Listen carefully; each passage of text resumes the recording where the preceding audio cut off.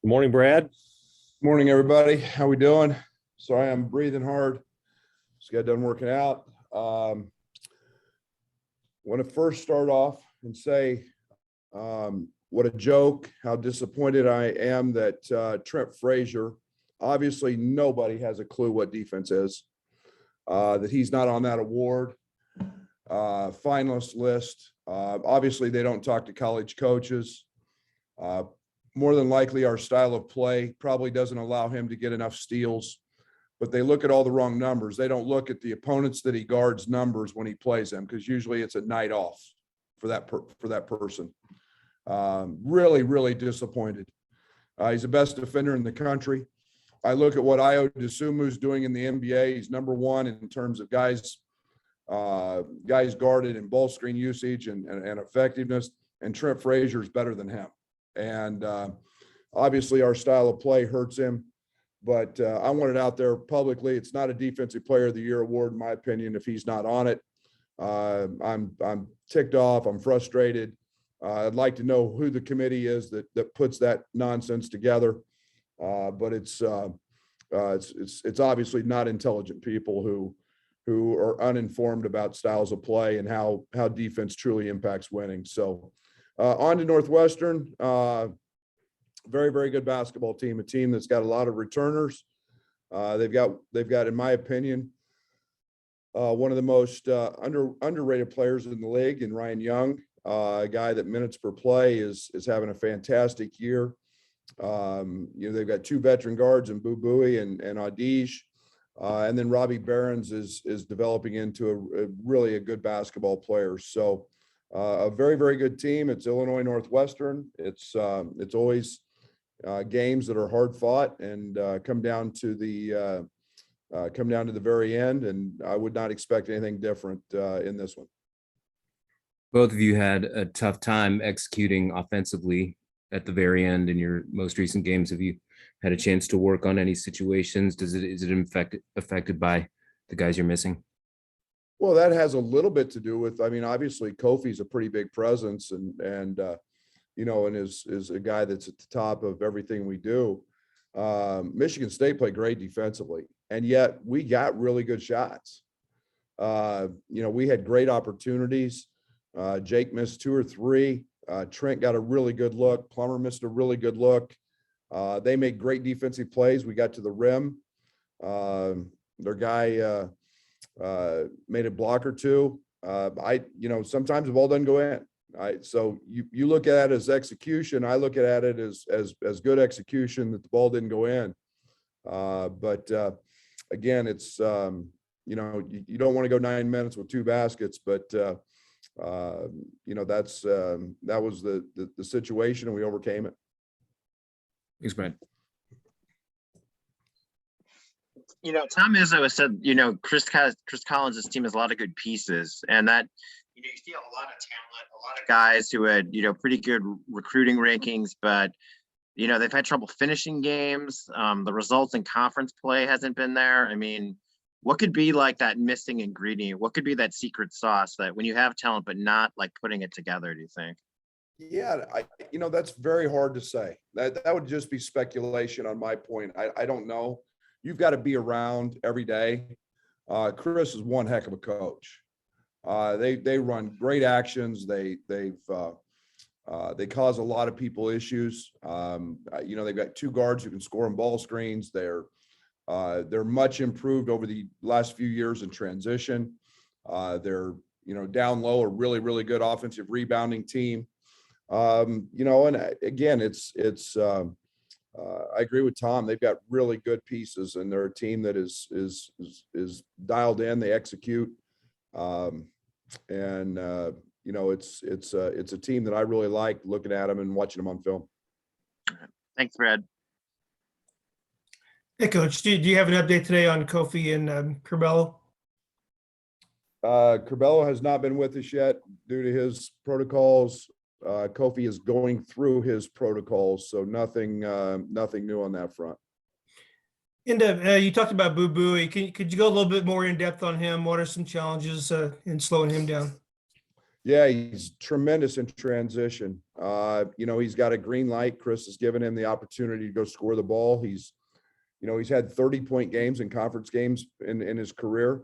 But he's very, very effective off of ball screens. He's got great range, and he's added a nice a nice mid-range game, and where he gets downhill and he can put a lot of pressure on bigs with the with Nance and with Young, that he's got two bigs who set great screens and both can shoot it a little bit. So he's turned into a very, very dynamic player in this league. Thanks, Coach.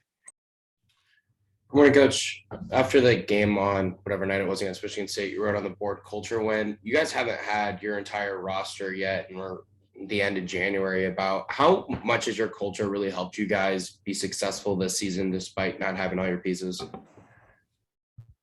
Well, I don't want to devalue. We got really good players, in my opinion, and we've got pieces that fit into our culture. So it's not just, it's not a systemic. It is a systemic thing, but it's players that fit into our culture and what we're about.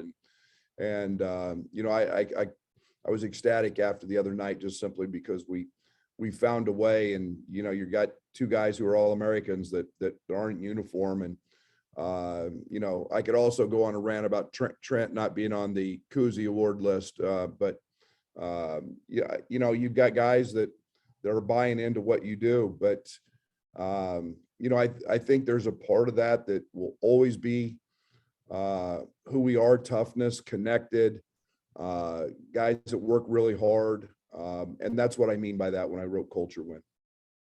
So to follow up, you said the toughness aspect of it has helped you guys a lot, but you've also kind of maybe challenged that at times with your team this season.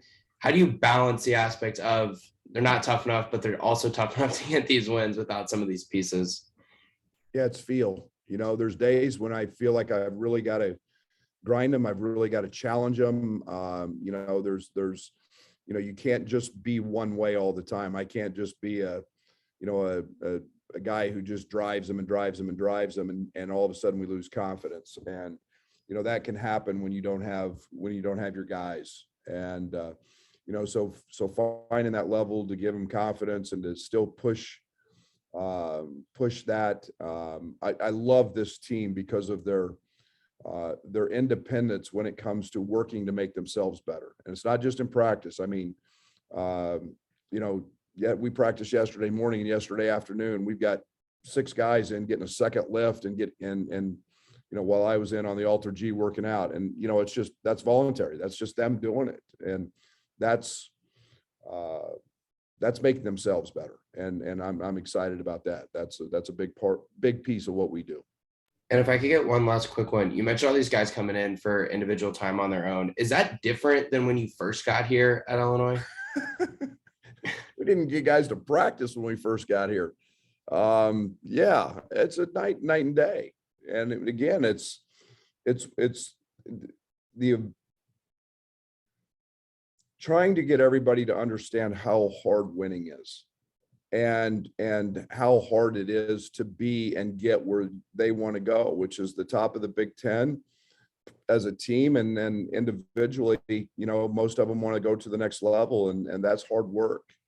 And so, that's why we have the saying character over characters. And it's a big piece of our recruiting and a big piece of our culture. Thanks, Coach.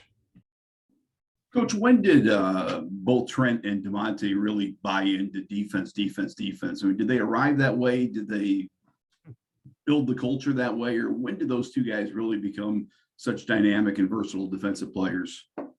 Well, DeMonte was way ahead of Trent in that capacity. You're talking about Trent was one of the most prolific scorers in the state of Florida.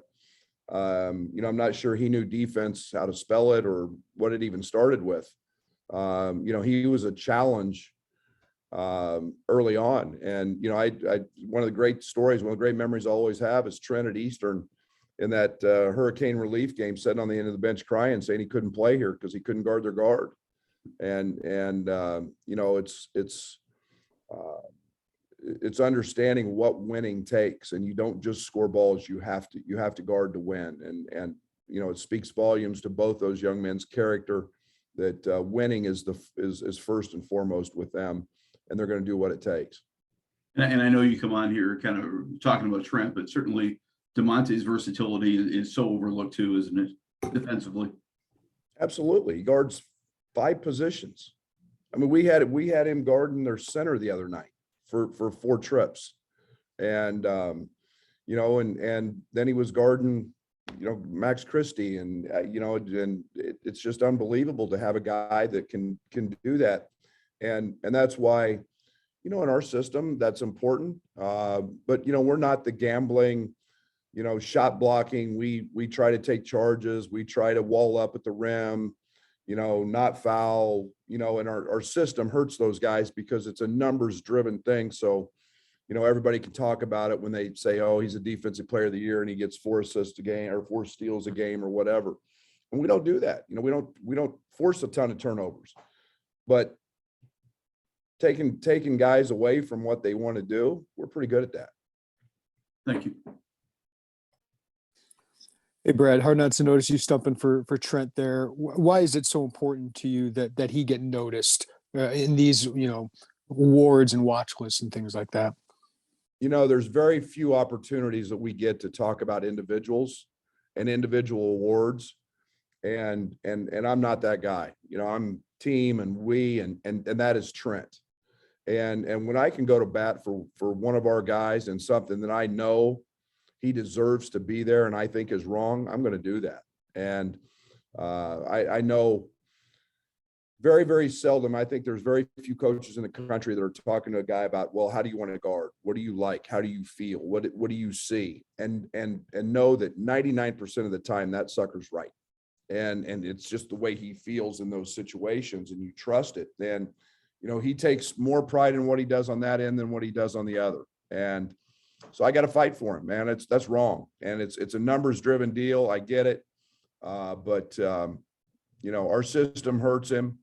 And, you know, I look at what our young man with the Bulls has done, and shoot, he was our 3rd defender, you know, last year. I mean, Trent was always 1, and that's no offense to what Io's done, but you know, because he's elite at it as well. But Trent always drew the assignment, and for him not to be recognized, and especially with what Io's done, it just magnifies that, in my opinion. And given everything you've been through, Brad, with Andre being out, him being the #1 point guard, and Kofi being out here recently, do you think there's the case, obviously, for all Big Ten, for your own team MVP? Like, what's the value of what he's given you?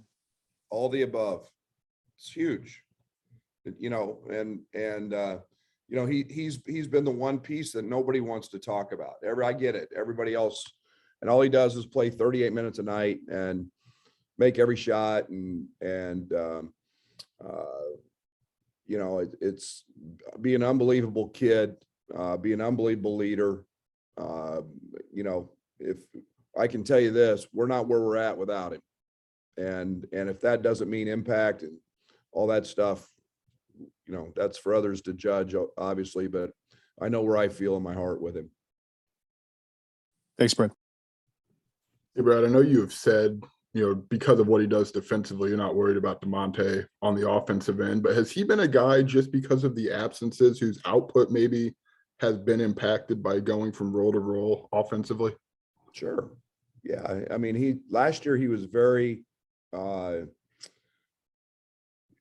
he was very singular in his role, and that's why he led the country, or was second, whatever, in 3-point field goal shooting. That was what was asked of him, and that's what he became great at doing, and spacing the floor, and you know, this year he's literally, and still is, you know, he's playing the point. You know, he's been you know, at really one of 4 spots, and you know, so his role's been a little bit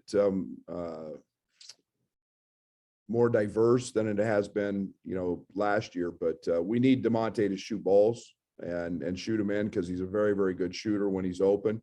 And but yeah, he's a big part of everything we do as well on that end.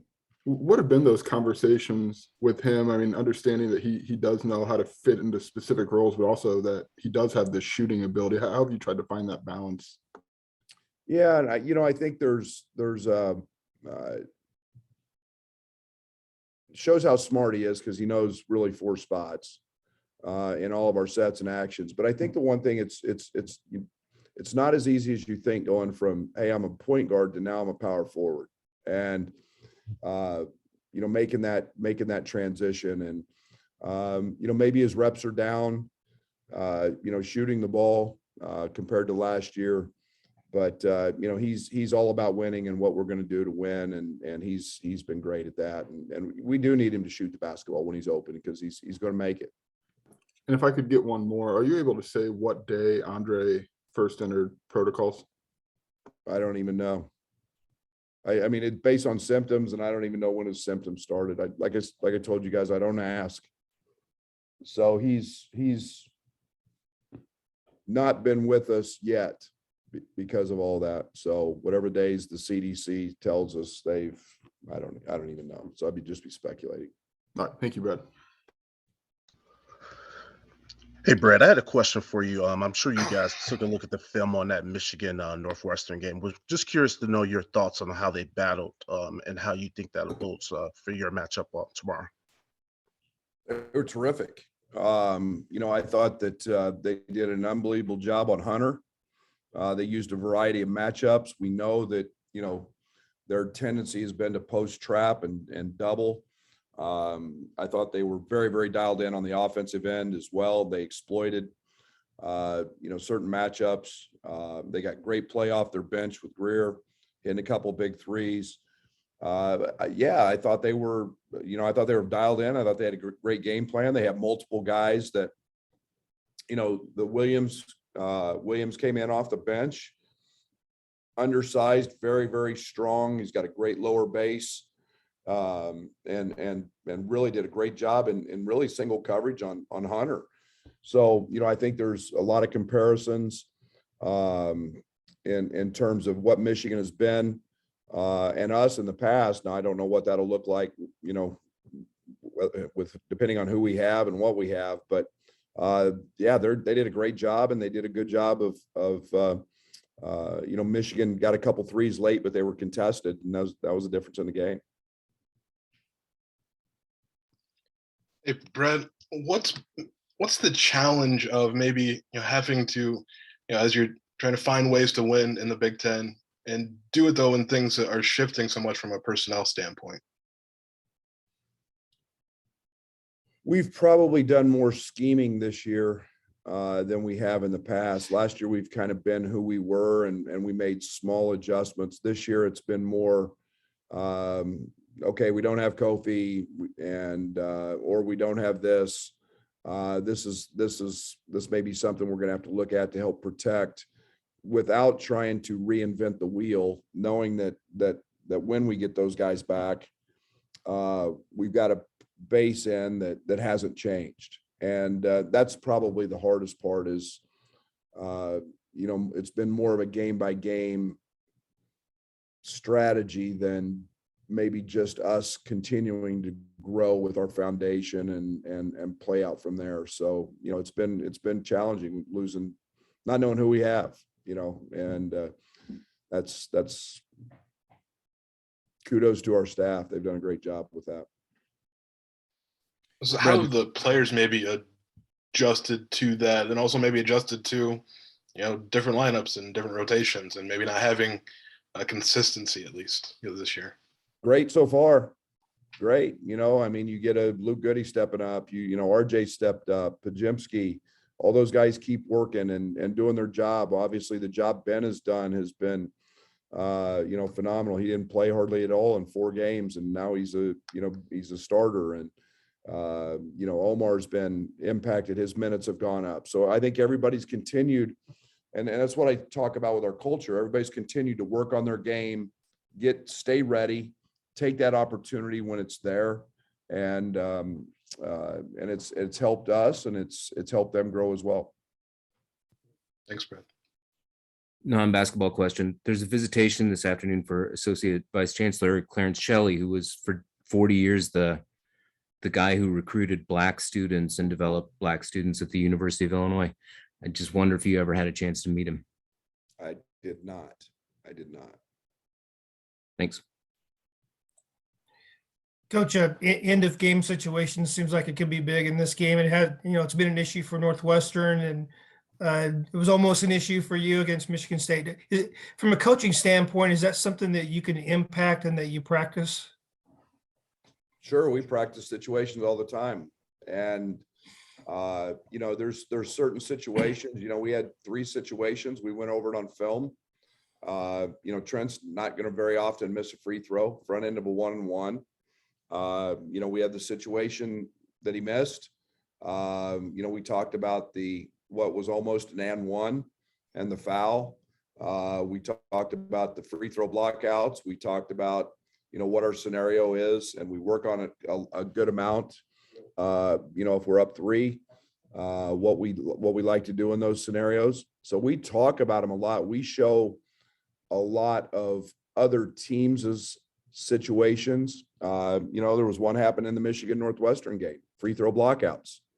Michigan didn't block out on missed free throws. Northwestern got 2 opportunities off missed free throws. And so we talk about those things a lot. And knowing that every game, most every game's a 2-possession game. That's the difference between winning and losing. And we don't just talk about them. We have segments in practice, 1-minute games, down 4. A lot of situations. We got one in today. That's a 2-minute game. So it's great to practice those, know where you want, know what you want on a side out of bounds, need a 3, so on and so forth. There's a million of them. You can't get to all of them, but you try to get as many as you can and the most relevant ones. How do you balance wanting to run some time off the clock with still being aggressive and getting a good shot? Personnel. It's more personnel based than anything. I know we were pretty patient at the end of the game. I think we had 12 possessions in the last 9 minutes. So were they. I think the one thing that we tried to do was, make sure the ball was in Trent's hands, know where we were trying to go, with it. And again, Trent very easily could have had 10, 12 assists the other night. We missed some really good shots. Plummer got downhill twice. One of them was a great block. The other one, he missed a wide open kick out. We talk about those things, but every situation is different, and you're going to keep the ball in the right guy's hands, stay aggressive, and know that the game's going to be shortened a little bit to try to negate any run that they could go on. Brad, you mentioned Kofi's still in protocol. Has he worked out with you or done anything with you guys yet? That's all part of our protocol. Our protocol is about 10 steps. So the protocol goes from waking up and getting out of bed and how do you feel to finally getting back to a full participation. So there's so many processes in there and steps in there that our trainers and doctors have to go through. It's meetings with doctors. It's testing. So I don't even know where he's at in it. So it's based on all of his symptoms, and so he'll take that next step this afternoon. So he hasn't practiced to this point with us. Thanks. Brad, if I could get one more, after Tuesday's performance, especially defensively, is there a case to get Luke more minutes here as the season progresses? Sure. Anything that helps us win.